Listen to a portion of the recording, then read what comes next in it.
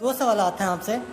ایک تو یہ کہ تمام فرقے اور جو گروہ ہیں اسلام کے اندر، جو ہمارا اسلام ہے اس کے اندر جتنے بھی گروہ ہیں، اہل حدیث ہو گئے، دیوبندی یا جو بھی ہوتے ہیں، حنفی اور مالکی جتنے بھی ہیں، ان کی تعلیمات اور ماخذ جو ہے وہ ایک ہی ہے، قرآن اور حدیث سے یہ اخذ کرتے ہیں. اختلاف یہ کہاں پہ کرتے ہیں؟ پھر اختلافی نقطہ جس کی وجہ سے یہ ایک دوسرے کے سے بہت دور ہو گئے ہیں، وہ پوائنٹس کیا ہیں؟ پہلی بات تو یہ ہے کہ یہ جو آپ نے گروہ گنوائے ہیں یہ مسلک ہیں، حنفی، مالکی، شافعی، حنبلی، سلفی. اصل خرابی ان میں جو تلخی ہے اور ایک دوسرے کو برداشت نہ کرنا، ایک دوسرے کو لیے تکفیر کے فتوے دینا، یہ خرابی ہے.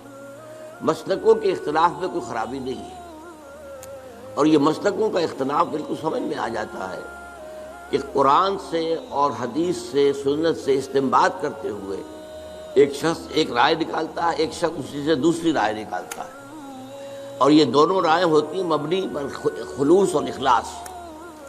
مثلا میں آپ کو ایک واقعہ سناتا ہوں. ہمارے ایک بزرگ تھے ڈاکٹر عثمانی مرحوم، ان کے نام سے وہ ایک جماعت بھی حزب اللہ موجود ہے، وہ ایک علیحدہ مسئلہ ہے.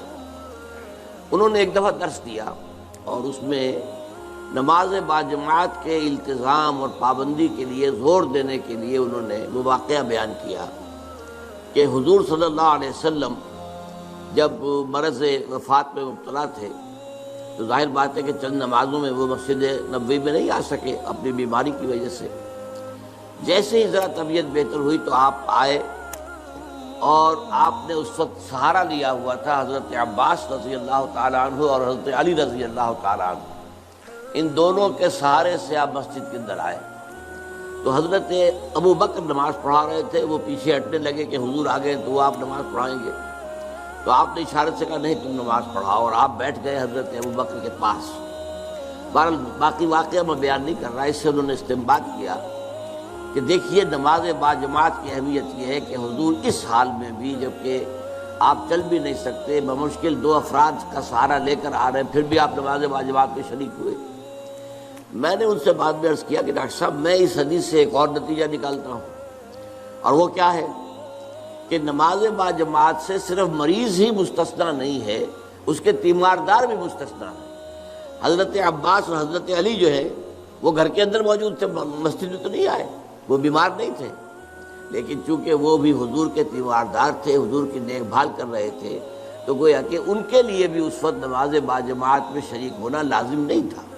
اب دیکھیے واقعہ ایک ہی ہے، اس سے ایک نتیجہ یہ نکل رہا، ایک نتیجہ یہ نکل رہا ہے. اس میں خلوص کی بنا پر لوگوں نے اختلاف کیا، اور اختلاف کی وجہ سے وہ مسلک وجود میں آ گئے. یا ایک اور مثال میں آپ کو دیتا ہوں. حضور کی ایک حدیث ہے صلی اللہ علیہ وسلم کہ جب بھی مسجد میں جاؤ تو 2 رکعت جو ہے تحیۃ المسجد پڑھے بغیر مت بیٹھو، یہ مسجد کا حق ہے. آپ مسجد میں گئے ہیں 2 رکعت پڑھیے. ایک طرف تو یہ حدیث ہے، ایک طرف یہ حدیث ہے کہ سورج کے نکلنے کے وقت جب تک سورج پوری طرح نکل نہ چکے کوئی سجدہ نہیں ہو سکتا. فجر کے بعد فجر کی نماز کے بعد سے لے کر سورج کے پوری طرح طلوع ہونے تک کوئی سجدہ جائز نہیں. اسی طرح عصر کی نماز کے بعد سے اور سورج کے غروب ہو جانے تک پوری طرح کوئی سجدہ جائز نہیں. اب کیا کریں؟ اب اگر ایک شخص عصر کے بعد مسجد میں آیا ہے، اب مسجد میں مغرب کی نماز میں ابھی 10 منٹ ہے، 15 منٹ ہے، کیا کرے؟ وہ کون سی حدیث پر عمل کرے؟ پہلی حدیث پر عمل کرے یا دوسری پر کرے؟ پہلی حدیث پر عمل کرتا ہے تو گویا کہ وہ ممنوع اوقات میں سجدہ کر رہا ہے. دوسری پر عمل کرتا ہے تو جو پہلی حدیث ہے اس پر عمل رہ گیا. اب اس میں لوگوں نے اصول بنایا ہے کہ جہاں کسی چیز سے روکا جائے وہ زیادہ قوی ہے بنسبت اس کے جس میں حکم دیا جائے. تو روکا جانے والا معاملہ یہ ہے کہ نماز مت پڑھو فجر کے بعد سے سورج کے پوری طرح طلوع ہو جانے تک، اور عصر کے بعد سے سورج کے پوری طرح غروب ہو جانے تک. اب اس میں اختلاف ہے. تو اختلافات جو ہیں وہ قطعاً کوئی غیر فطری بات نہیں ہے. ایک اور واقعہ ہوا حضور کے زمانے میں، جب یہ جو غزوہ احزاب ہوا ہے تو جب جو کفار جو تھے جو باہر سے آئے تھے اور گھیرا ڈالے پڑے ہوئے تھے چلے گئے، تو اب حضور صلی اللہ علیہ وسلم اپنے ہتھیار اتار رہے تھے. حضرت جبرائیل آئے، آپ ہتھیار اتار رہے ہیں، ہم نے تو ابھی تک ہتھیار نہیں اتارے، بنو قریظہ کا معاملہ کرنا ہے. ابھی انہوں نے جو غداری کی اور عین جو ہے جنگ کے موقع کے اوپر عہد کی خلاف ورزی کی انہیں سزا دینی ہے. چلیے حضور نے سب کو حکم دے دیا. اب کوئی مسلمان عصر کی نماز غالباً تھی نہ پڑھے جب تک کہ بنو قریظہ میں نہ پہنچ جائے، یعنی جلد از جلد بنو قریظہ کے علاقے میں پہنچ جائے. اب کچھ حضرات کا معاملہ ایسا ہوا کہ وہ ابھی راستے میں تھے، انہوں نے محسوس کیا کہ نماز جو ہے عصر کا، وہ تو اب عصر جو ہے وہ ہماری قضا ہو جائے گی، اب نکل رہا ہے، اب ہم وہاں پہنچ نہیں، ابھی تک کیا کریں. کچھ نے کہا کہ نہیں صاحب کچھ بھی ہو، نماز قضا ہو یا نہ ہو. حضور نے کہا نماز مت پڑھو جب تک بنو قریظہ کے علاقے میں نہ پہنچ جاؤ، تو ہم تو نماز نہیں پڑھیں گے.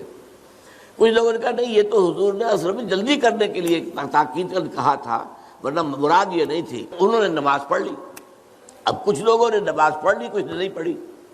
حضور کے سامنے جا کے بات رکھی گئی. حضور نے فرمایا دونوں نے صحیح کیا، یعنی دونوں نے استنباط کیا ہے اپنے اپنے اصول سے اور اپنی یعنی ایک عقلی صلاحیت کو برسر کار لاتے ہوئے، تو دونوں کا معاملہ ٹھیک ہے. اس اعتبار سے اختلافات سے زیادہ پریشان نہیں ہونا چاہیے. ان اختلافات کے اندر جو تلخی پیدا ہو گئی ہے وہ اس وجہ سے ہے کہ ہم نے ایک مذہبی پیشہ بنا لیا اپنے ہاں. اسلام میں کوئی مذہبی پیشہ نہیں ہے. ہر شخص نماز پڑھا سکتا ہے، ہر شخص جو ہے اپنے بچی یا بچے کا نکاح پڑھا سکتا ہے، ہر شخص اپنے والد یا والدہ کی نماز جنازہ پڑھا سکتا ہے، کسی مولوی کی ضرورت نہیں ہے. لیکن ہم چونکہ پڑھتے نہیں، دین ہم نے سیکھا نہیں، ہم نے دنیاوی علوم حاصل کیے ہیں، تو ہم نے ایک پیشہ بنا لیا. وہ پیشہ جو ہے، اور پیشے کے اندر ظاہر بات ہے کہ پھر آپ کو معلوم ہے کہ وہ تلخیاں پیدا ہو جاتی ہیں، جس کو آپ کہتے ہیں پروفیشنل جیلسیز. یہ پروفیشنل جیلسی از اے رول. تو اس وجہ سے زیادہ خرابی پیدا ہوئی ہے، ورنہ ان مسالک کے اندر کوئی خرابی نہیں ہے. یہ استنباط کے اختلافات ہیں اور خلوص کے ساتھ کیے گئے. چڑھ دے سورج ڈھل دے ویکھے، بجھے دیوے بل دے ویکھے، چڑھ دے سورج ڈھل دے ویکھے، چڑھ دے سورج ڈھل دے ویکھے، بجھے دیوے بل دے ویکھے، چڑھ دے سورج ڈھل دے